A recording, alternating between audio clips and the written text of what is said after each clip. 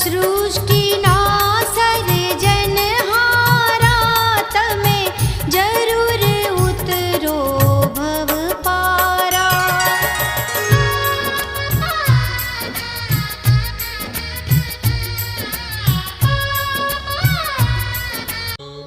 શ્રીમદ કરુણા સાગર મહારાજ કી જય.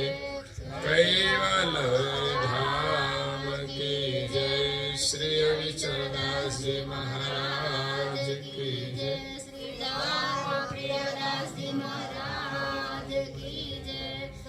સતકૈવલ સાહેબ, સતકૈવલ સાહેબ.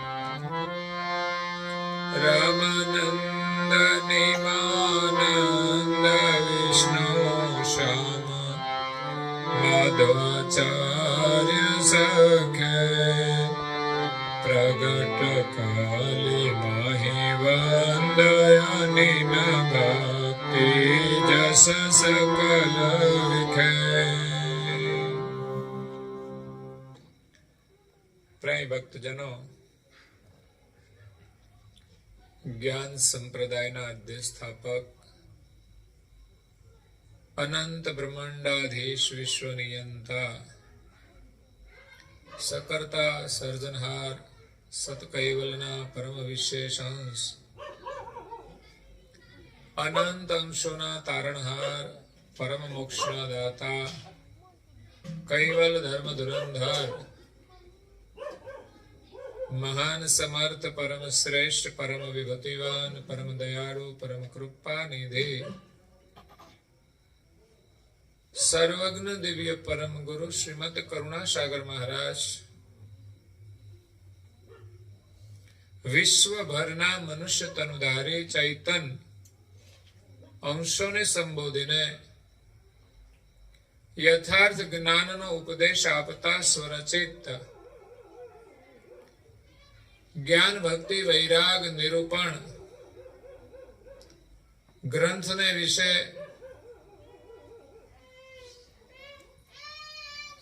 ભૂતકાળની અંદર થઈ ગયેલા ભક્તોનું વર્ણન કરીને ભક્તિનો મહિમા સમજાવતા કહે છે કે રામાનંદ નિમાનંદ વિષ્ણુ શ્યામ માધવાચાર્ય સખે. ભૂતકાળની અંદર 700-800 વર્ષ પૂર્વે જે આચાર્યો થઈ ગયા, મહાન પુરુષો થઈ ગયા, જેમના નામે સંપ્રદાય ચાલે છે, એમણે કેવી ભક્તિ કરી કે એમની એક ભક્તિની પરંપરા શરૂ થઈ ગઈ. એમના કેવા ઉત્તમ વિચારો હતા કે આજે એમના નામ સંપ્રદાય ચાલે છે, એમના વિચારો ઉપર સંપ્રદાય ચાલે છે. તો પરમ ગુરુએ પણ એની નોંધ લીધી છે કે આ જગતની અંદર અનેક મહાન પુરુષો થયા છે, એ ભક્તિ કરીને મહાન થયા છે. હા, ભક્તિ કરવા માટે જ્ઞાન જરૂરી છે, જ્ઞાન મેળવવા માટે ગુરુ જરૂરી છે,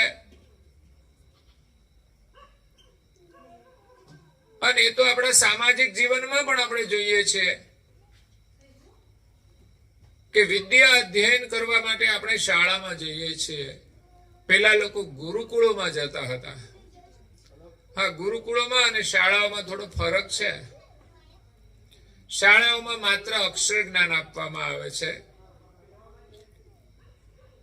શિક્ષા આપવામાં આવે છે, જ્યારે ગુરુકુળની અંદર શિક્ષાની સાથે દીક્ષા આપવામાં આવતી હોય છે, સંસ્કાર આપવામાં આવતા હોય છે. એટલે જ્ઞાન મેળવવા માટે, વિદ્યા મેળવવા માટે શાળામાં જવાની જરૂર છે, શિક્ષક પાસે અભ્યાસ કરવાની જરૂર છે, ત્યારે બાળકને શિક્ષણ મળે છે. અને આજે જોઈએ છે શિક્ષણનો મહિમા છે. જે લોકો ભણ્યા છે એનો આજે એને લાભ છે. અને શિક્ષણ ના હોય તો આપણે મજૂરી કરવી પડે છે, ગરીબી સહન કરવી પડે છે. એટલે શિક્ષણનો સામાજિક જીવનમાં પણ લાભ દેખાય છે. એવી જ રીતે ધર્મ જગતની અંદર પણ જ્ઞાનનું બહુ જ મહત્વ છે. જેની પાસે વિશેષ જ્ઞાન છે, વિશેષ સમજ છે, એનું જીવન બાહ્ય રીતે ભલે ગરીબ હોય છતાં પણ એ સુખી હશે. એમની પાસે વિચારો ઉત્તમ હશે. એટલે સુખી થવા માટે માત્ર સુવિધા જ પૂરતી નથી હોતી. ઘણાની પાસે લાખો અને કરોડો રૂપિયા હોય છે છતાં પણ દુઃખી હોય છે. કેમ? તો કે એની પાસે જ્ઞાન નથી, એની પાસે સમજ નથી. એટલે શિક્ષણની સાથે સંસ્કાર બહુ જરૂરી છે. શિક્ષણ કરતા સંસ્કારનું મહત્વ વધારે છે. આપણે ભૂતકાળમાં જોઈએ છે 50 વર્ષ પહેલા બહુ લોકો ભણેલા નહોતા, પણ એની પાસે સંસ્કાર હતા એટલે સુખી હતા. આજે ધનની આવશ્યકતા છે મોંઘવારી અનુસાર, એટલી જ શિક્ષણની જરૂર છે. એટલે સમાજમાં જાગૃતિ પણ આવી છે કે લોકો બાળકોને ભણાવે છે. પેલા માત્ર છોકરાઓ ભણતા હતા, આજે દીકરીઓ પણ ભણે છે અને પોતાના જીવનમાં આગળ વધે છે. એટલે સુખી થવા માટે પ્રથમ જ્ઞાનની જરૂર છે. એના માટે ગુરુની પણ જરૂર છે. અને ગુરુ વિના જ્ઞાન મળતું નથી. આપણે જાતે જાતે ગમે તેટલા પુસ્તકો વાંચીએ ને તો પણ આપણે આગળ ના વધી શકીએ. પણ જે શિક્ષિત છે, જે અનુભવી છે, એવા લોકો શિક્ષણ આપે, આપણને સમજાવે અને આપણી એમાં આસ્થા હોય ને તો આપણને જલ્દી જ્ઞાન પ્રાપ્ત થાય છે. એ તો ઘણા વિદ્યાર્થીઓ તોફાની પણ હોય, જે શિક્ષકોને પણ પરેશાન કરતા હોય છે, પછી એને શિક્ષણ મળતું નથી. પણ ખરેખર જે વિદ્યાર્થી શિક્ષક પ્રત્યે બહુ જ શ્રદ્ધા રાખે ને, એને શિક્ષણની સાથે સાથે એને સંસ્કાર પણ મળે છે. જે શિક્ષણ એના જીવન માટે આશીર્વાદરૂપ બની જાય છે. એટલે કહેવાનો મતલબ છે કે જ્ઞાનની જરૂર છે. અને જ્ઞાન મળ્યા પછી આપણા જીવનમાં બે વસ્તુ જોઈએ, એક વૈરાગ અને ત્રીજું છે ભક્તિ. આ ગ્રંથનું નામ છે જ્ઞાન ભક્તિ વૈરાગ નિરૂપણ. જીવનમાં જ્ઞાનની જરૂર છે, જીવનમાં ત્યાગની પણ જરૂર છે અને જીવનમાં અનુરાગની પણ જરૂર છે.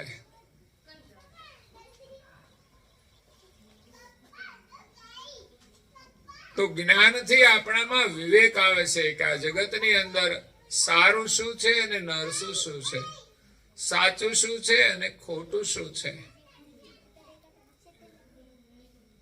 ઉત્તમ શું છે અને કનિષ્ઠ શું છે. જે જૂઠ છે, જે ખરાબ છે, એનો આપણે ત્યાગ કરવાનો છે. એનું નામ જ્ઞાન છે, એનું નામ વૈરાગ છે. ત્યાગ છે એ વૈરાગ છે. અને જેટલું સારું છે એટલું આપણે ગ્રહણ કરવાનું છે, એનું નામ ભક્તિ છે. સારા પ્રત્યે સ્નેહ રાખવો, એનું નામ ભક્તિ છે. તો માણસની પાસે જ્ઞાન ગમે તેટલું હોય, માનો કે જ્ઞાન મેળવીને એમને ડિગ્રી મેળવી લીધી હોય, પરંતુ જો ડિગ્રી મળવા છતાંય મનુષ્ય મહેનત ન કરે તો એને કોઈ લાભ થતો નથી. એટલે શિક્ષણનું મહત્વ છે કે શિક્ષણ હોય તો આપણે વધુ લાભ લઈ શકીએ, વધુ સંપત્તિ મેળવી શકીએ, ઓછી મહેનતે વધારે લાભ થાય, એ શિક્ષણનો લાભ છે.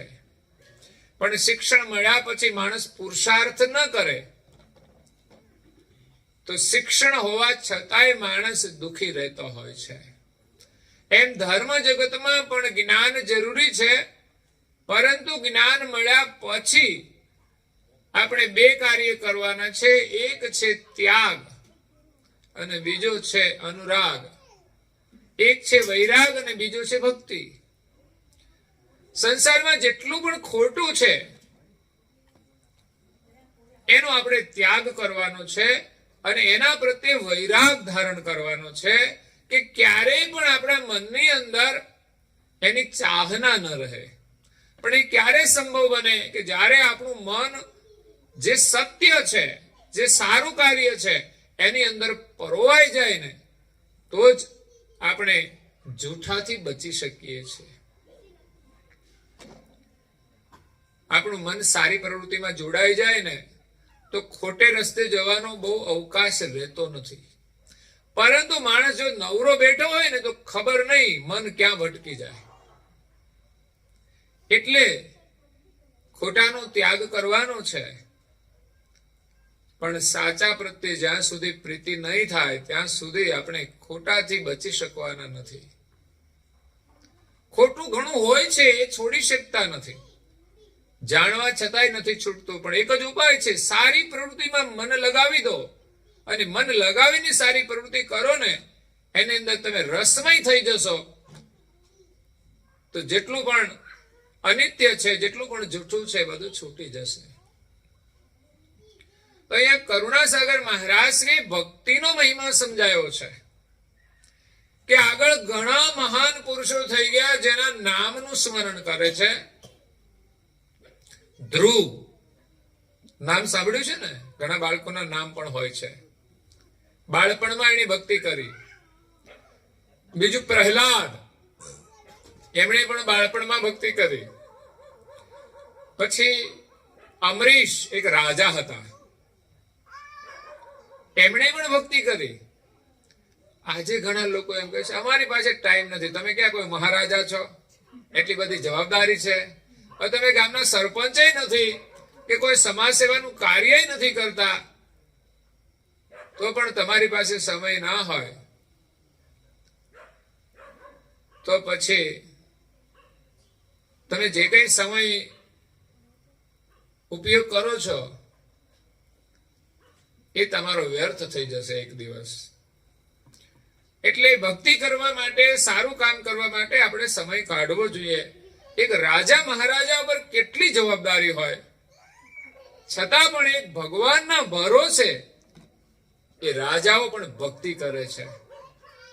જો ચિંતા કરીએ ને તો ટાઈમ જ ના મળે. પણ ક્યાંક ક્યાંક આપણે ભગવાન ઉપર ભરોસો કરવો જોઈએ અને આપણા જીવનરૂપી ગાડી, આપણા પરિવારની જવાબદારી થોડા સમય માટે પણ આપણે ભગવાનને આપવી જોઈએ. બધી જો આપણા ઉપર માથે લઈને ફરીશું ને તો ઉપાધિ આપણા માથે જ આવશે. અને ભગવાનને જો ભરોસે કંઈક છોડીશું ને તો એ ઉપાધિ આપણી એ લઈ લેશે. એટલે ભગવાનનો આપણને ભરોસો હોવો જોઈએ. તો રાજા થઈ ગયા નારદ મુનિ, ભરત રાજા પણ થઈ ગયા જેના નામ ઉપરથી આપણા દેશનું નામ ભારત પડ્યું છે. વિભીક્ષણ, એમણે પણ ભક્તિ કરી રામની. એમનું નામ પણ અહીંયા કરુણાસાગર બાપજી લખ્યું છે. કેમ લખ્યું છે? તો વિભીક્ષણ કોણ હતા? તો રાવણનો ભાઈ હતો. તો રાવણની શાખા કેવી અને વિભીક્ષણની શાખા કેવી? બંને એક જ મા બાપના સંતાન, એક જ પિતાના પુત્ર, છતાંય બંનેના સંસ્કાર અલગ અલગ છે. એટલે કદાચ કોઈ રાવણ પણ હોય છતાં પણ એનો ભાઈ ભક્તિ કરીને મહાન બની શકે છે. રૂકમાંગદ પણ એક રાજા થઈ ગયા, અંગદ, એ પણ એક રામાયણનું પાત્ર છે.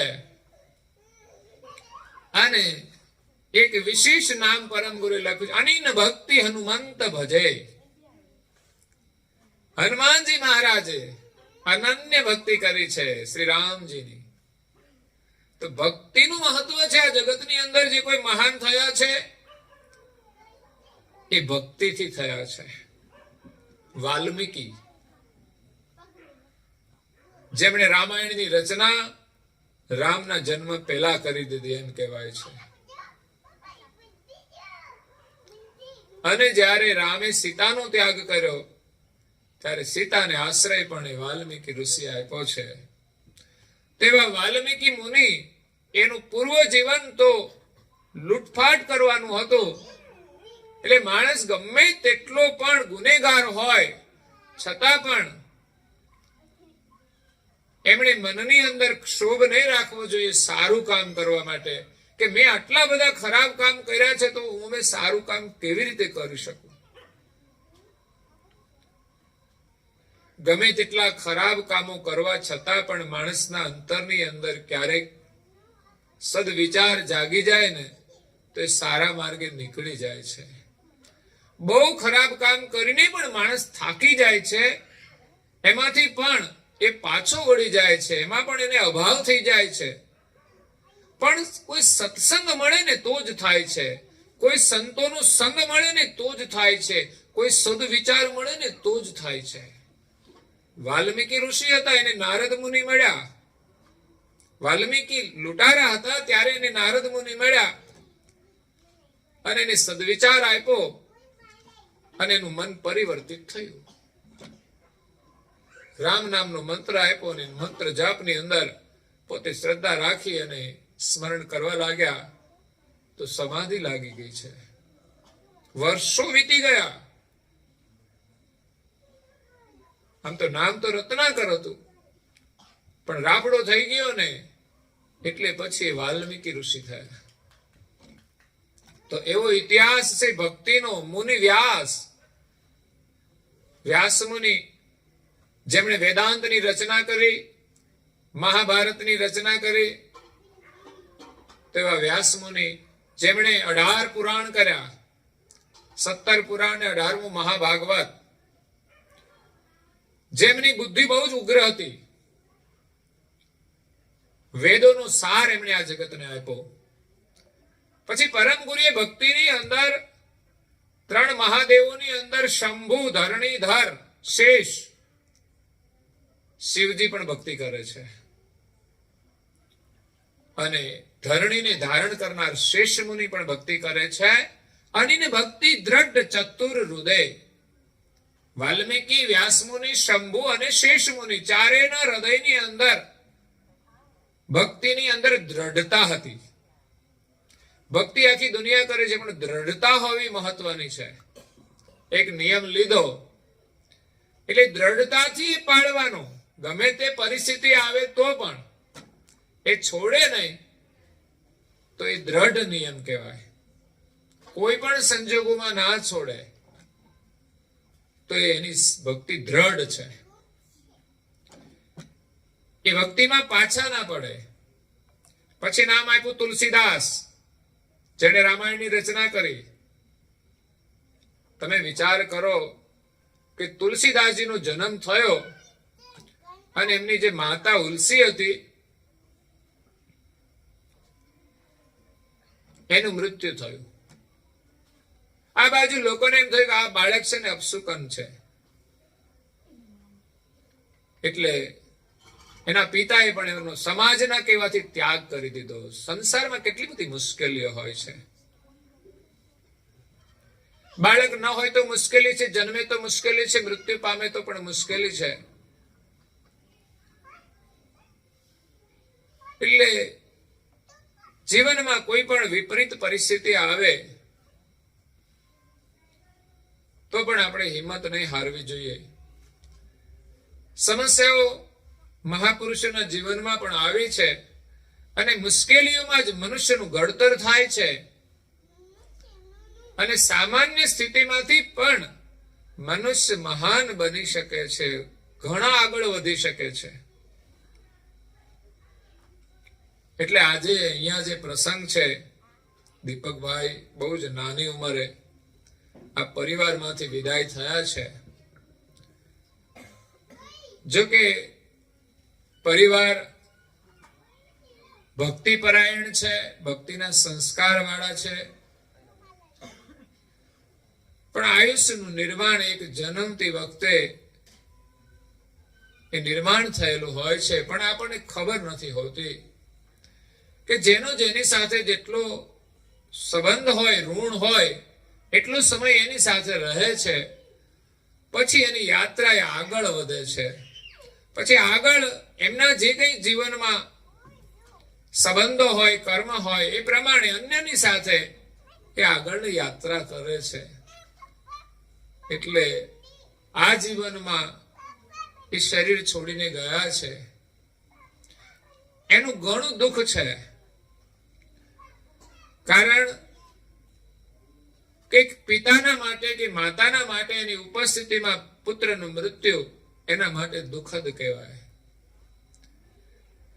કારણ કે આયુષ્ય પૂરું થવાની ઉંમર તો એમની હોય છે, એની જગ્યાએ જેનું હજુ જીવન બાકી હોય અને એ જીવન છોડીને ચાલ્યા જાય, એ ઘડી એમના માટે ઘણી દુઃખદ હોય છે.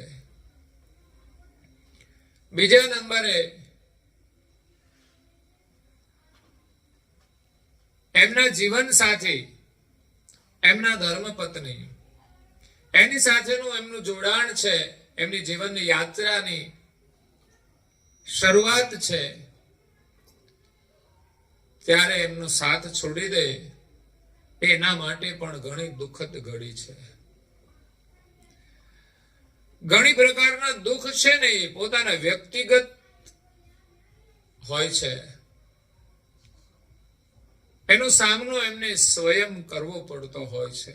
હા, બીજા બધા થોડા સહાનુભૂતિ આપે, સહયોગ આપે, પરંતુ વ્યક્તિગત રીતે જે સંબંધ છે અને વ્યક્તિગત રીતે પોતાનું જે જીવન છે, એમાં પરિસ્થિતિનો સામનો દરેક વ્યક્તિએ કરવો પડતો હોય છે. ઘરમાં કોઈ વ્યક્તિ બીમાર પડી જાય તો બીજા બધા મદદરૂપ થાય છે, પરંતુ બીમારીનું જે દુઃખ છે એ વ્યક્તિગત રીતે એમને સહન કરવું પડતું હોય છે. તો લોકો આપણને સહયોગ આપે, ક્યારેક ન પણ આપે, પરંતુ આ વિશ્વની અંદર દરેક વ્યક્તિનો જો કોઈ મોટો આધાર હોય ને તો એ પરમેશ્વર છે. અને પરમેશ્વરની કૃપાથી જ આપણને અહીંયા સહયોગ મળે છે, બળ મળે છે. એટલે બીજા નંબરનું દુઃખ એમના માટે છે. અને ત્રીજા નંબરનું દુઃખ એમના જે બાળકો છે, જે ઉંમરમાં એમણે પિતાનું સાનિધ્ય ગુમાવ્યું હોય, એની ઉંમર ઘણી નાની હોય, એટલે એને પણ એક પરિસ્થિતિનો સામનો કરવો પડે છે. જેમ અહીંયા તુલસીદાસ મહારાજ છે, એમનો ત્યાગ કરી દીધો, ત્યારે પિતા હોવા છતાં એમનો ત્યાગ કર્યો, ત્યારે અનાથ થઈ ગયા, અને એને એક એમની દાસી હતી એ મોટા કરે છે. તો 5 વર્ષ સુધી દાસી પાસે રહ્યા, ને પછી એમનું પણ મૃત્યુ થયું. એટલે લોકો માનવા લાગ્યા કે આ બાળક છે ને એ અપશુકન વાળું છે. હકીકતમાં એવું નથી કે કોઈ કારણથી કોઈનું મૃત્યુ થાય તો એનો દોષ કોઈને આપવો. મૃત્યુ એ નિમિત્ત હોય છે, કોઈના કારણે કોઈનું મૃત્યુ નથી થતું, પણ આપણી એક માન્યતાઓ બની જતી હોય છે, એક પ્રકારના વહેમ પણ હોય છે, એક પ્રકારની અંધશ્રદ્ધાઓ પણ હોય છે. એટલે એ પોતાના જીવનમાં સંઘર્ષ કરે છે અને આગળ જતા એક સંત તરીકે પોતાનું જીવન આ જગતની અંદર પ્રગટ કરે છે. જો કે એના જીવનમાં બીજી પણ મુશ્કેલીઓ આવી હતી. તો અહીંયા કરુણાસાગર બાપજીએ તુલસીદાસનું નામ લખ્યું છે, બીજા જયદેવ જે પશ્ચિમ બંગાળની અંદર કૃષ્ણ ભક્ત થઈ ગયા, જેમની ભક્તિ બહુ અદ્ભુત હતી. એને કોઈ પણ ચિંતા ન હતી, એટલો બધો ભગવાનમાં પ્રેમ લાગી ગયો કે એક ઝાડના નીચે બેસીને ભગવાનનું સ્મરણ કરે, એને કોઈ સુવિધાની જરૂર નહીં. ભગવાનમાં મન એટલું બધું લાગી ગયું અને એવા સુખનો અનુભવ થયો કે બહારની પરિસ્થિતિનું કોઈ જ દુઃખ નહીં.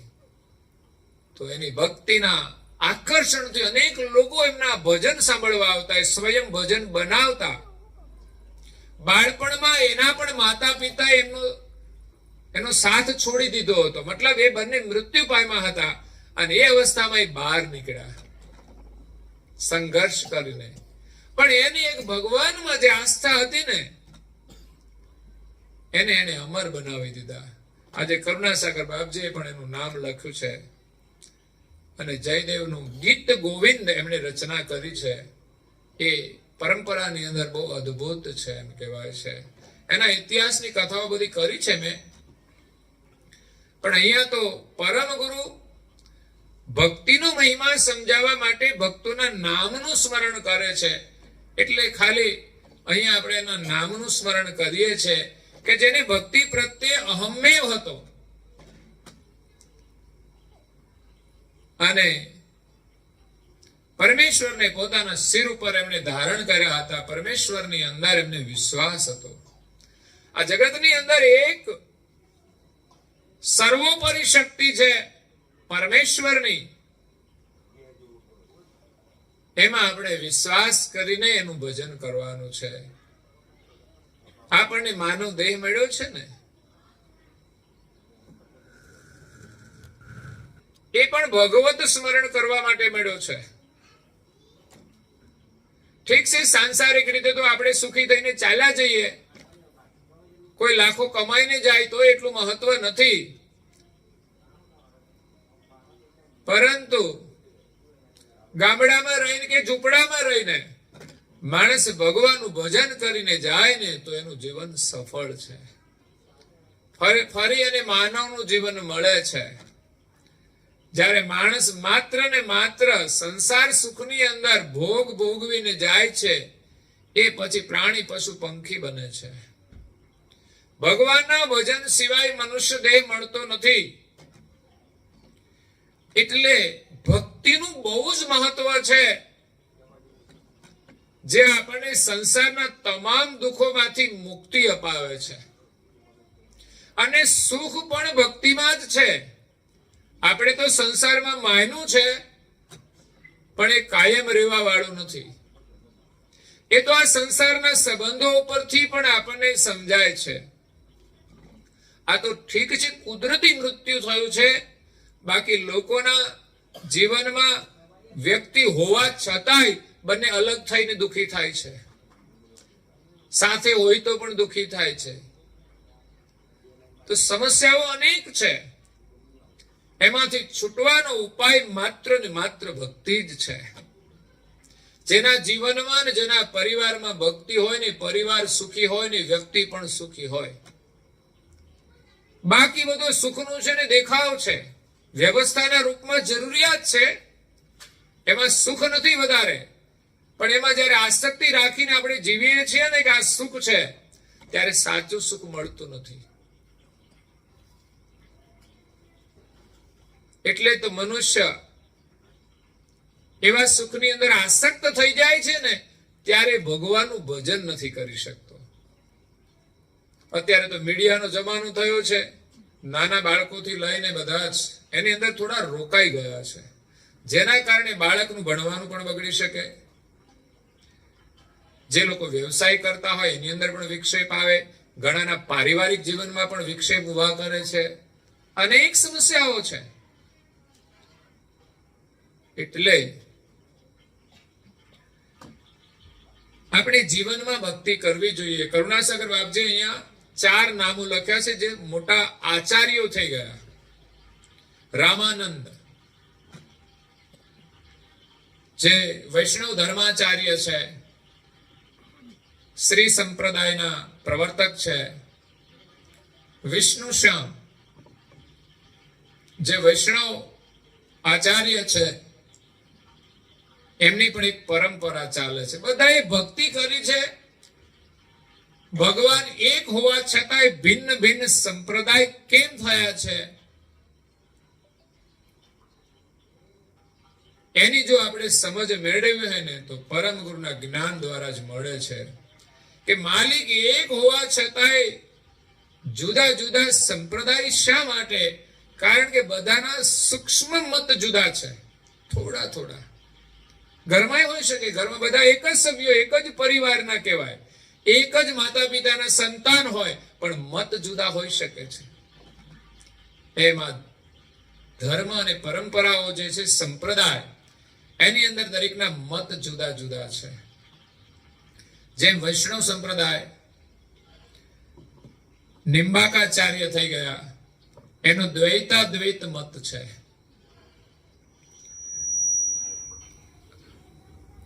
કરુણાસાગર મહારાજશ્રીએ એમના નામ લખ્યા છે. પૂજ્ય શ્રી અચરતબાઈએ એમના મતોનું વર્ણન પણ કર્યું છે કે એની માન્યતા શું જુદી જુદી છે. તો એવા રામાનંદ, નેમાનુજ, માધવાચાર્ય અને વિષ્ણુ શ્યામ, એમાં જે વિષ્ણુ શ્યામ છે એનો મત હતો શુદ્ધાદ્વૈત. એટલે પરમેશ્વર એ શુદ્ધ અને અદ્વૈત છે એવી એમણે સ્થાપના કરી છે. તો નિંબાકાચાર્ય થઈ ગયા વૈષ્ણવ સંપ્રદાયના, એનો મત છે દ્વૈતાદ્વૈત. દ્વૈત અને અદ્વૈત, પરમેશ્વર દ્વૈત છે ને અદ્વૈત છે બંને. એટલે જગતની અંદર એના મત જુદા છે, પરંપરાઓ જુદી છે, છતાં પણ પરમ ગુરુ કહે છે કે એમની ભક્તિ બહુ અદ્ભુત હતી કે આજે એની ચારેયની પરંપરાઓ ચાલે છે ને અસંખ્ય અનુયાયી સમાજ છે અને એનાથી સમાજને લાભ પણ છે. દરેકના જીવનની અંદર, પરિવારની અંદર સારા સંસ્કારોનું નિર્માણ કરે છે. એવી આ ભક્તિ પરંપરાઓ છે.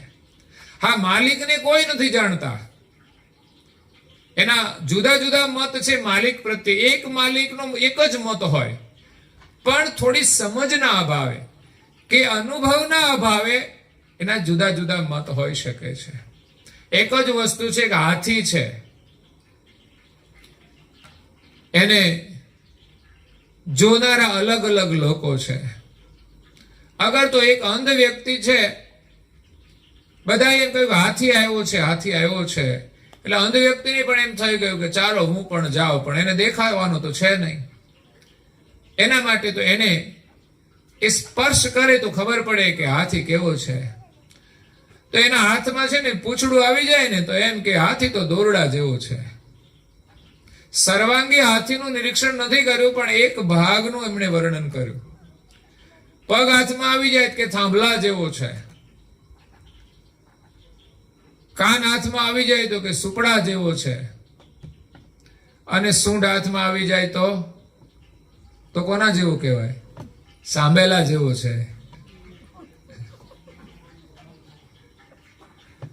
તો જુદી જુદી ઉપમા આપવામાં આવે છે. આ જુદા જુદા મત થયા, એક હાથી પણ મત જુદા છે. એમ સર્વાંગી રીતે પરમેશ્વરનો કોઈએ અનુભવ નથી કર્યો, એટલે એમના વિભિન્ન અંગોનો અનુભવ કરીને એમણે જે મતની સ્થાપનાઓ કરી, અને એની અંદર જે ભક્તિ છે ને એ બહુ મહત્વપૂર્ણ છે. ભક્તિથી જ મનુષ્ય ભવપાર થઈ શકે છે. એટલે અવશ્ય આપણે ઈષ્ટની અંદર શ્રદ્ધા રાખીને ભક્તિ કરવી જોઈએ. અને આ જે આચાર્યો થઈ ગયા, અત્યારે કળિયુગ ચાલે છે, પણ કળિયુગમાં એવો વંદનીય થયા છે, અને એમની જે અનીન ભક્તિ છે એના યશ આજે ભક્તજનો ચારે બાજુ ગાતા હોય છે. એની મહાનતાના યશ ગાતા હોય છે, અને એને પણ ભક્તિ કરવાનું બળ મળે છે. અને એમના વિચારોના પથ ઉપર ચાલીને એમણે જે મત આપ્યો છે એ પ્રમાણે ઈષ્ટને માની અને એની ભક્તિ કરે છે.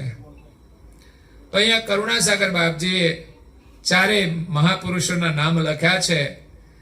એટલે વિભિન્ન મત હોવા છતાંય પરમ ગુરુ દરેકનો આદર કરે છે. જેની જેટલી મહાનતા છે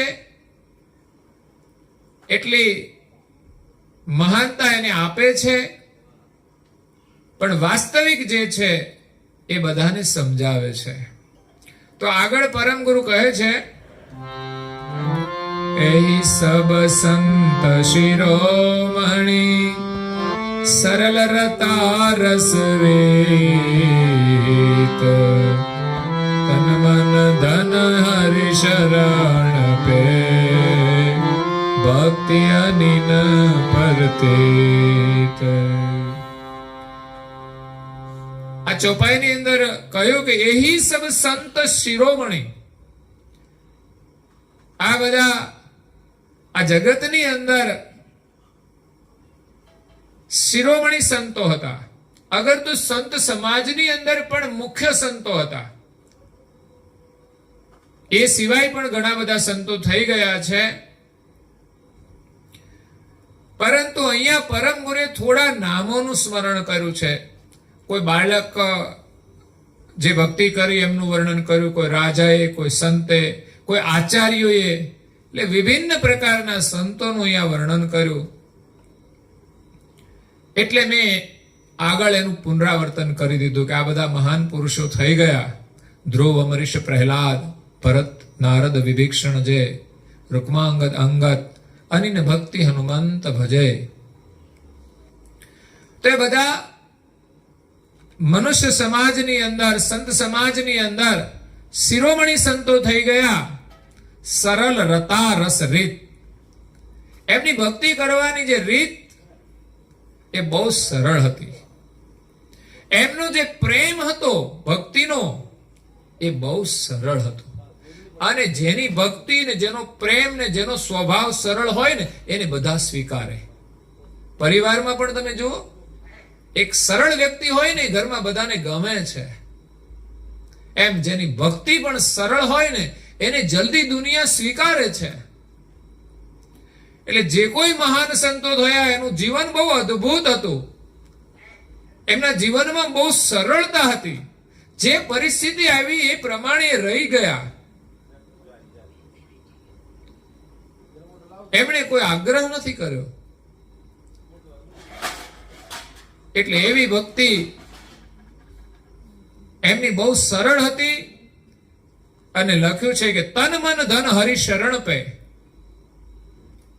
પ્રભુના શરણની અંદર પોતાનું તન, મન અને ધન સર્વસ્વ એને અર્પણ કરી દીધું. મતલબ કે એને શરીરનો સહેજે મોહ ન હતો. શરીર અર્પણ કરવું એટલે શરીરથી આપણે એની ભક્તિ કરીએ, એમની સેવા કરીએ, એમની પૂજા કરીએ અને શરીરનો સંપૂર્ણ મોહ છૂટી જાય. કારણ કે મોટામાં મોટો મોહ છે ને એ કાયાનો છે. કાયા એ જ માયા. એના દ્વારા જ બધા પછી દુઃખો ઊભા થતા હોય છે. એટલે આ શરીરને આપણે સમજવાનું છે. પરમેશ્વરે આપણને શરીર આપ્યું છે, એનો ઉત્તમમાં ઉત્તમ ઉપયોગ કેવી રીતે થાય એ આપણે સમજવાનું છે. પરમેશ્વરે આપેલી આ અમૂલ્ય અમાનત છે, એનું આપણે મૂલ્ય કરવાનું છે ભક્તિ કરીને. નહીં તો શરીર તો બધાને આપ્યું છે, પણ માત્ર શરીર રૂપાળું હોય એ જ મહત્વનું નથી. માત્ર આપણે કપડાથી જ સુંદર દેખાઈ શકતા નથી, પણ આ શરીર મળ્યું છે ને એમાંય માણસ સુંદર વાણી બોલે, સુંદર કાર્યો કરે તો જે વધારે સુંદર લાગે છે એ વાસ્તવિક સુંદરતા છે. જ્યારે આપણે બધા નકલી સુંદરતાની અંદર અંજાયા છીએ, એમાં ફસાયા છીએ, એ ફોટા પાડ્યા, સેલ્ફી કરીને આ ઉડાડ્યા વોટ્સએપ ની અંદર ચારે બાજુ, 50 વર્ષ પછી પાછી મોકલજો તમારો ફોટો, હે, પછી મેચિંગ નહીં થાય, ખબર નહીં પડે કે આ તમે છો કે બીજા કોઈ છે. આ શરીરની સ્થિતિ છે. પણ જીવનમાં આપણે સારા કામ કરીને આપણી ઓળખાણ કરાવવાની છે. આજે પણ મધર ટેરેસા, એનું નામ પડ્યું મધર. મધર તો ઘણી બધી છે, પણ 2-3 બાળકોની. બાકી આ તો આખા દેશની મધર, આમ તો આખા વિશ્વની મધર છે ટેરેસા. કેટલું મહાન કાર્ય કર્યું. વિદેશની સંસ્કૃતિમાં જન્મ લીધા પછી ભારતની અંદર આવે છે અને આ સંસ્કૃતિના પ્રભાવથી એણે પોતાનું જીવન સમાજ સેવાની અંદર અર્પણ કરી દીધું. તો એણે આ શરીરનો ઉત્તમમાં ઉત્તમ ઉપયોગ કર્યો છે અને એનું સ્વરૂપ સુંદર છે. માણસનો સ્વભાવ ને વિચાર જેટલા સુંદર, જેટલી વાણી સુંદર, એ જ સાચી સુંદરતા છે અને એ જ બધાને ગમે છે. બાહ્ય સુંદરતા હોય પણ આંતરિક સુંદરતા ન હોય ને તો મજા નહીં આવે, એમની સાથે વ્યવહાર નહીં સારો રહે. હા, શરૂઆતનું આકર્ષણ હોય છે પણ એ સત્ય નથી. દેખાય છે તે સત્ય છે પણ એટલું જ સત્ય નથી, એની પાછળ પણ સત્ય હોવું જોઈએ. હા, એ પણ સત્ય છે કે જે સુંદરતા છે ને એ પણ કોઈને એમ જ નથી મળતી. શરીર સુંદર મળવું એ પણ એનું એક પ્રારબ્ધ છે, એનું પણ સુકૃત હોય છે. અને સંબંધો જોડવા હોય ને ત્યારે પણ બધું મૂલ્યાંકન થતું હોય છે. કેમનું છે, કલર કેવો છે, તેમાં એનું મૂલ્યાંકન થતું હોય છે. એ પણ ગમે તેને મળી જતું નથી. અને એનું મહત્વ તો એટલું એ સુંદર દેખાય છે, બીજું કઈ નહીં. જોવું ગમે આપણને એટલું જ છે. પણ આનંદ તો ત્યારે આવે કે જે એનું કાર્ય સુંદર હોય. એટલે અહીંયા આપણા શરીરનો મોહ છોડીને આપણે ભગવાનની સેવા કરવાની છે, સમાજની સેવા કરવાની છે.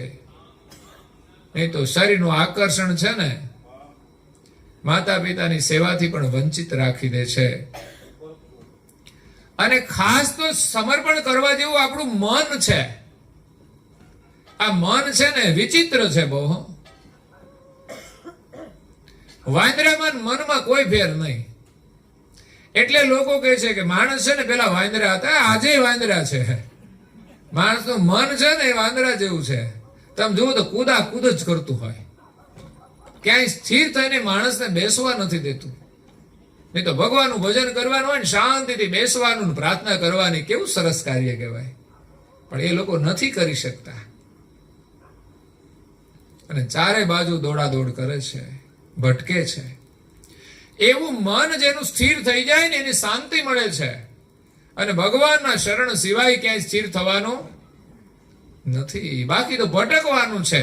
અને મન ભટકીને આપણને પણ ભટકાવે છે કે અહીં જા ને અહીં જા ને અહીં જા, પણ ક્યાંય મજા છે નહીં. હો, મનની મજા છે ને એ ભટકાવાની છે. અને ત્રીજું અર્પણ કરવાનું છે ધન. જે આપણને ધન મળે ને એ પણ પ્રારબ્ધ પ્રમાણે મળે છે, પણ એનો સંપૂર્ણ ઉપભોગ કરવો જોઈએ નહીં. આંશિક રીતે એને સેવામાં પણ જોડવું જોઈએ. નહીં તો માણસ ને ધન પણ બરબાદી કરી દેતું હોય છે, એ પણ એને ખોટા માર્ગે લઈ જતું હોય છે.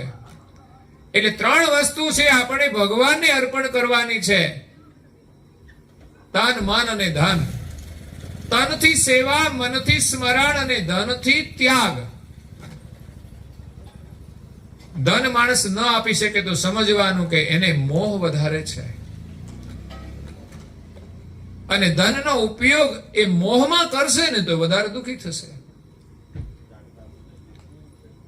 થોડું હોય તો આપણે થોડું વાપરીએ છીએ, જાજુ હોય તો જાજુ વાપરીએ, કઈ ફરક પડતો નથી. પણ જેટલું મળ્યું હોય એમાંથી આંશિક રીતે આપણે સારા કાર્યમાં વાપરીએ, એ આપણું સુકૃત છે, એ આપણું પુણ્ય છે, જે આપણને ફરી મળતું પણ હોય છે અને એ આપણી એક સલામતી પણ છે. પુણ્ય એ સલામતી છે. એટલે મહાપુરુષો થઈ ગયા, એમણે પોતાનું તન મન ધન સર્વસ્વ ભગવાનને અર્પણ કરી દીધું. આવો એમનો ભરોસો હતો. ભક્તિની અંદર આવી એમની શ્રદ્ધા હતી, પ્રતીતિ એટલે વિશ્વાસ હતો. અનીન ભક્તિ, અનીન એટલે દાસાતનપણા વાળી ભક્તિ, અનીન એટલે એક જ પરમાત્માની અંદર એમની શ્રદ્ધા હતી, બીજે ક્યાંય નહીં. કે આ મળશે તો સુખ થશે, આ મળશે તો. પરિવાર પણ હોય, પણ સુખ તો પરમેશ્વરમાંથી લેવાનું છે. આજે આપણી ભ્રાંતિ છે કે આપણને એમ હોય કે આપણે બધા ભેગા થઈને સુખી થઈ જઈએ, પણ તમે જોવાનું તો ભેગા થઈને ગડબડ કરતા હોય છે. બડબડ એ કરે અને ગડબડ એ કરે. બડબડમાંથી ગડબડ શરૂ થઈ જાય. 5 પછી ભેગા થાય ને બધી વાતો કરે ને પછી એકબીજાની વાતો પાછી બધી કઈ યોગ્ય ના હોય, એકબીજા ગ્રહણ કરે એવી, તો આમની વાત પછી આને કરે ને આની વાત આને કરે ને એ બધું ચાલ્યું ગડબડ બડબડમાંથી. એટલે પરિવાર સાથે ભેગા રહીને સુખી ત્યારે જ થઈ શકીએ કે જ્યારે પરમેશ્વરમાં બધાની શ્રદ્ધા હોય ને, તો એ પરિવારની અંદર અદ્ભુત આનંદ મળે છે. એટલે આપણે બધા પરમેશ્વરમાં શ્રદ્ધા રાખવાની અને પરિવારને પણ એમાં જ જોડીને આનંદ કરવાનો. પણ આપણે તો એમ કરીએ કે લાવો સરસ મકાન બનાવ્યું છે ને, તો હવે એક સારું મોટું ટીવી લાવીને મૂકી દઈએ. નાનું હોય ને તો મોટું લાવે, નાનામાં દેખાય ને મોટામાં દેખાય, પણ મોટામાં બધું મોટું દેખાય. એટલે મોહ એટલો વધારે થાય છે. એમાં પૈસા આપણે વધારે ખર્ચીએ છીએ. કોની પાછળ? તો કે આ બધું માત્ર મનોરંજન પાછળ. જ્યારે પરમેશ્વરનું ભજન કરવાનું છે, આપણા ઘરમાં સુંદર ભગવાનનું સ્થાન છે, તો ત્યાં પરિવાર બધા સાથે બેસીને પ્રાર્થના કરીએ તો કેટલો આનંદ મળે. ટીવી સામે બેસીને લોકો આનંદ કરે છે અને ભગવાનના મંદિર સામે બેસીને પણ આનંદ મળે છે. પણ બધા નથી બેસતા. હો, ટીવી સામે બધા બેસતા હતા. આજે મોબાઈલ આવ્યા એટલે હવે પર્સનલ થઈ ગયું બધું, જેને જે જોવું હોય તે. પણ એક સમય હતો કે ઘરમાં એક જ ટીવી હતું, બધા એની સામે બેસતા હતા. એક ટીવી હતું ત્યાં સુધી તો સારું હતું. હવે તો બધાના ઘરમાં અલગ અલગ ટીવી થઈ ગયા. એક ટીવી હતું ત્યાં સુધી સારું હતું, એક ટીવી ને એક બીબી. હવે તો બધું અલગ અલગ થઈ ગયું. એમાં બધી સમસ્યાઓ વધે છે. મોબાઈલ આવશ્યક છે, પણ આપણે એનો સમજીને ઉપયોગ કરીએ તો લાભ છે. તો પરિવારને બધાએ સાથે મળીને ભગવાનની પ્રાર્થના કરવા માટે આપણે સાથે બેસીએ, એવા સંસ્કારનું નિર્માણ કરવું જોઈએ. એવી પરંપરા આપણા પરિવારની અંદર આપણે ઊભી કરવી જોઈએ. હું એક દિવસ ભાવનગરમાં ગયો, ત્યાં રાત્રે રોકાવાનું થયું, તો એક ભાઈ મળવા માટે આવેલા. એમની સાથે થોડી સત્સંગની ચર્ચા થઈ. પછી એમને એમના બાળકનો એક વિડીયો બતાવ્યો. એટલા સરસ શ્લોકોનું ઉચ્ચારણ કરે નાની ઉંમરમાં. તો આપણે પણ આ બાળકોને સંસ્કાર આપી શકીએ છીએ. નાની ઉંમરમાં જે મોટાને ન આવડતા હોય એવા શ્લોક એ ઉચ્ચારણ કરે, શુદ્ધ ઉચ્ચારણ. તો બાળકને આપણે ઘણું બધું શીખવી શકીએ છીએ. પણ ઘણી વાર આપણે બાળકને શું બનાવવા માંગીએ છીએ એના ઉપર આધાર રાખતું હોય છે. તો આપણા પરિવારની અંદર એક સંસ્કારનું વાતાવરણ ઊભું થાય તો આખો પરિવાર સુખી થાય છે. તો અહીંયા કરુણાસાગર મહારાજ ભક્તિનું વર્ણન કરતા કહે છે કે આગળ જે બધા મહાન ભક્તો થઈ ગયા, એમણે પોતાનું તન મન ધન ભક્તિની અંદર દ્રઢતા રાખીને ભક્તિ કરવામાં અર્પણ કરી દીધું છે. તન મન અને ધન એ ભગવાનને અર્પણ કેવી રીતે કરવાનું? તો કે ભક્તિ કરીને. ભક્તિમાં ત્રણેયનો ઉપયોગ થવો જોઈએ. જો શરીર આપણું સેવામાં નહીં વપરાય ને, તો એ માયામાં ફસાઈ જઈશું. અને મન પણ જો ભગવત સ્મરણમાં નહીં જોડાય તો એ તો કેટલું વિચિત્ર છે, ક્ષણવારમાં આપણને ભટકાવી દે છે. અરે ભજનમાં બેઠા હોઈએ કે સ્મરણમાં બેઠા હોઈએ તો પણ એ સ્થિર બેસતું નથી, તો એ સ્મરણ નથી કરતું, ચારે બાજુ જોયા કરે અને મનની અંદર અનેક તરંગો ઉઠતા હોય છે. અહીંયા આપણે બેઠા છીએ ને એની નોંધ ના લે. અહીંયા પણ સુંદર દર્શન હોય છે, સુંદર પાઠ હોય છે, તો ખરેખર સારા કાર્યની અંદર મન જોડવું જોઈએ અને એની અંદર પરોવી દેવું જોઈએ. આગળ જે મહાપુરુષો થયા છે ને એ બધા ભક્તિની અંદર સમરસ થઈ ગયા છે. તો અહીંયા પરમ ગુરુ કહે છે કે ઓર સંત અગણિત ગણે. અહીંયા નામ તો થોડા જ લખ્યા છે, બાકી તો આ દુનિયાની અંદર અસંખ્ય સંતો અને ભક્તો થઈ ગયા છે. પ્રતીત પ્રેમ અનુરાગ, જેને ભક્તિની અંદર વિશ્વાસ હતો, પરમેશ્વર પ્રત્યે પ્રેમ હતો, એમના પ્રત્યે અનુરાગ હતો. પ્રેમ હંમેશા સત્યમાં હોય છે અને જૂઠની અંદર હંમેશા મોહ જ હોય છે. આ એક જ વસ્તુના બે સ્વરૂપ છે. જ્યારે સંસારમાં જોડાય તો એને મોહ કહેવાય છે અને એ જ પ્રેમ જ્યારે ભગવાનની અંદર જોડાય છે તો એને અનુરાગ કહેવાય છે. સંસાર પ્રત્યે જોડાય તો રાગ છે અને પરમેશ્વર પ્રત્યે જોડાય તો અનુરાગ છે. તો અનેક સંતો થઈ ગયા જેમને ભગવાન પ્રત્યે અદ્ભુત વિશ્વાસ હતો, પ્રેમ હતો, એની ભક્તિમાં એને અનુરાગ હતો. અનિન ભક્તિ ઉર સબન કે, જેટલા પણ થઈ ગયા બધાના હૃદયની અંદર અનિન ભક્તિ પ્રત્યે અનુરાગ હતો. મન જશ ગવન ઉમા. અને જેણે જેણે આવી ભક્તિ કરી છે ને, આજે પણ મનુષ્યો ઉમંગ પૂર્વક એમના યશ ગાય છે. આજે અનેક ભક્તોના નામનું આપણે સ્મરણ કર્યું, એની ભક્તિનું સ્મરણ કર્યું. આપણે ઉમંગ થાય એના જીવન ચરિત્રનું ગાન કરતા, એને શ્રવણ કરવામાં. ખરેખર મહાપુરુષોના જીવન ચરિત્રો અદ્ભુત હતા અને આપણા બાળકોને કોઈ પણ એક ભક્તનું જીવન ચરિત્ર સંભળાવવું જોઈએ. એમાંથી બાળકને અદ્ભુત પ્રેરણા મળશે. આજે બાળકોને ખબર પણ નથી હોતી કે કયા ભક્તો થઈ ગયા, કે એનું જીવન ચરિત્ર શું છે એની પણ ખબર નથી હોતી.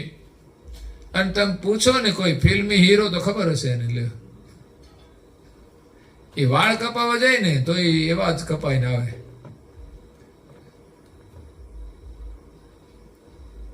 હમણાં તું નામ ભૂલી ગયો, ગામમાં ગયો ને બાળક, મેં કીધું આ કેવા કટ કહેવાય, પણ ભૂલી ગયા એનું નામ પાછું. એટલે આપણા બાળકોને આપણે શું બનાવવા છે તો એવા એને સંસ્કાર આપવા જોઈએ. તો આગળ જે મહાપુરુષો થઈ ગયા એમના યશગાન આજે પણ અનેક મનુષ્યો ગાય છે અને પોતાના જીવનને એ પવિત્ર બનાવે છે. એના જીવનમાં એની ભક્તિ કરવાની પ્રેરણા મળે છે. એનો ત્યાગ જોઈને આપણામાં પણ મોહ ઓછો થાય છે. એટલે આપણે ભક્તિ કરવી જોઈએ. કરુણાસાગર મહારાજ કહે છે કે સુખ આપણને ભક્તિથી મળશે,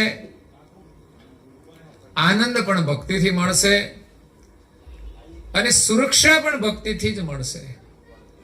ભગવાનમાં આપણી શ્રદ્ધા હોય ને ભક્તિ કરીએ ને તો સમજવાનું કે ધ્યાન રાખવા વાળો તો એ ઉપર વાળો છે. બાકી અહીંયા તો ગમે તેટલી સિક્યુરિટી ગોઠવી હોય ને તો એ બચાવી ન શકે. ઇન્દિરા ગાંધી પાસે કેવી મજબૂત સિક્યુરિટી હતી, પણ સિક્યુરિટી વાળાએ જ ઉપર મોકલી દીધી. તો ભગવાનની ભક્તિનું પુણ્ય ન હોય ને તો કોઈ આપણી રક્ષા નથી કરી શકતું.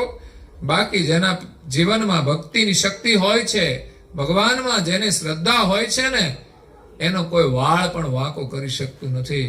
પ્રહલાદના જીવનમાં કેટલા બધા સંકટો આવ્યા. એમના પિતાએ જ એમને મારવા માટે કેટલા ષડયંત્રો કર્યા. એનું જીવન ચરિત્ર આપણે સાંભળીએ તો આપણને ભગવાનમાં વિશ્વાસ આવે કે આવી પણ એક ભગવાનની શક્તિ છે. મનુષ્ય શું કરી શકે? એક પરમેશ્વરની શક્તિ આ બ્રહ્માંડની અંદર સર્વવ્યાપક છે, સર્વોપરી છે. અને કરુણાસાગર મહારાજ તો વિશ્વના સર્જનહારનો સંદેશ લઈને આવ્યા છે. અને એની ભક્તિ, એનું એક ગૌરવ આપણા માટે વિશેષ છે. આગળના મહાપુરુષો પાસે કૈવલ્યનો લક્ષ્ય ન હતો, છતાં પણ ભક્તિનું કેટલું ગૌરવ હતું. કારણ કે બ્રહ્માંડની અંદર એ પરમેશ્વરની જ સત્તા વ્યાપક છે.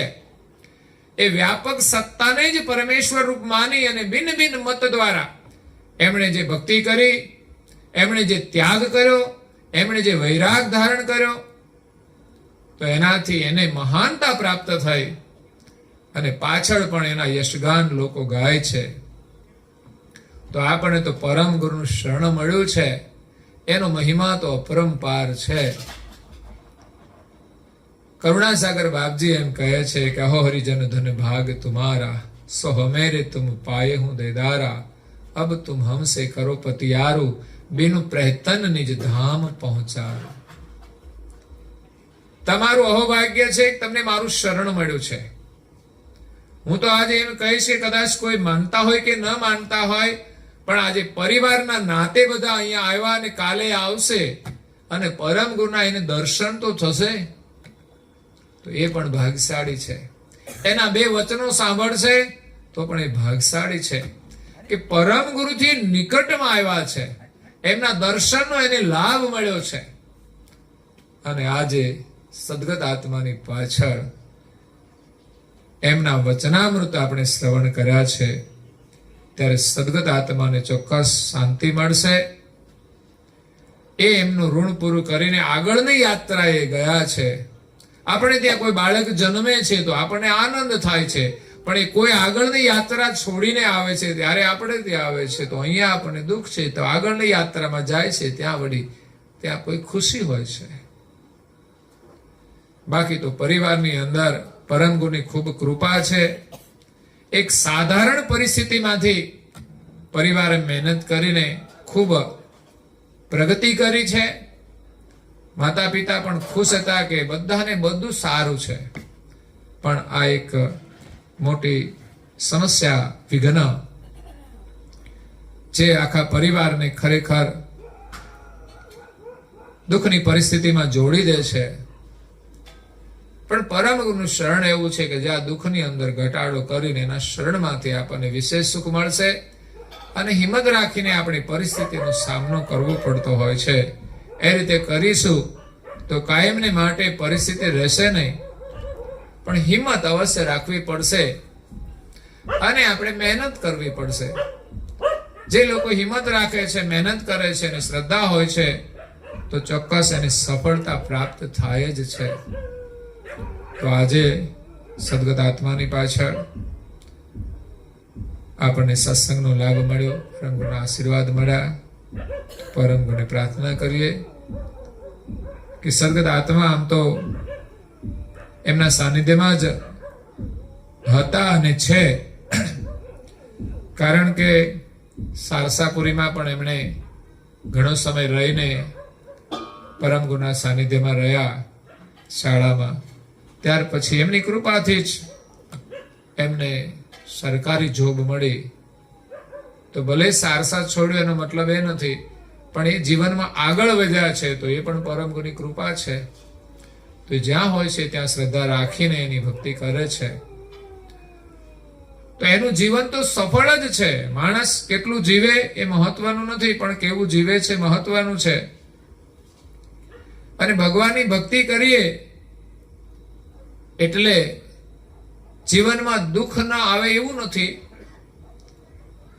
એ તો એક નિર્માણ જ હતું અને થયું છે, એ આપણા માટે દુઃખદ છે. એટલે પરિસ્થિતિ દુઃખદ હોવા છતાંય આપણે વિશ્વાસ છોડવો જોઈએ નહીં.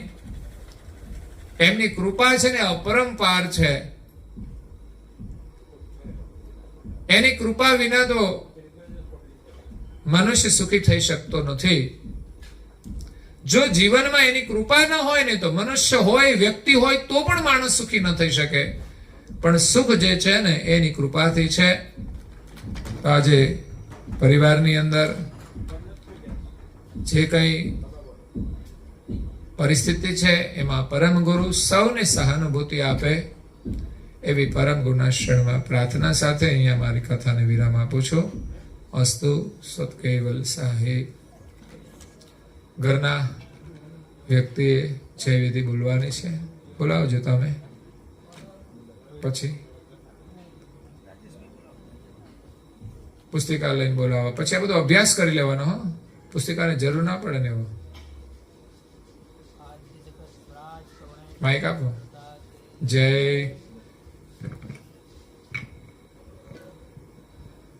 બહેનોએ પણ બોલવાનું છે વારા ફરતી પછી કાલે.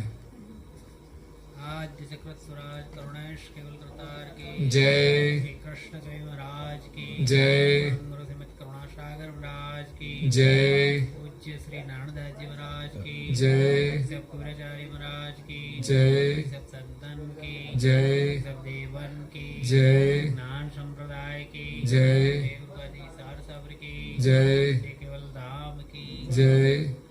કથા સત્સંગ પૂર્ણાવતી કા સત કેવલ સાહેબ. 3 વાર માથું નમાવી ખોડામાં ખુલ્લા હાથ રાખીને પગે લાગીશું. સત કેવલ સાહેબ કહીને સત કેવલ સાહેબ.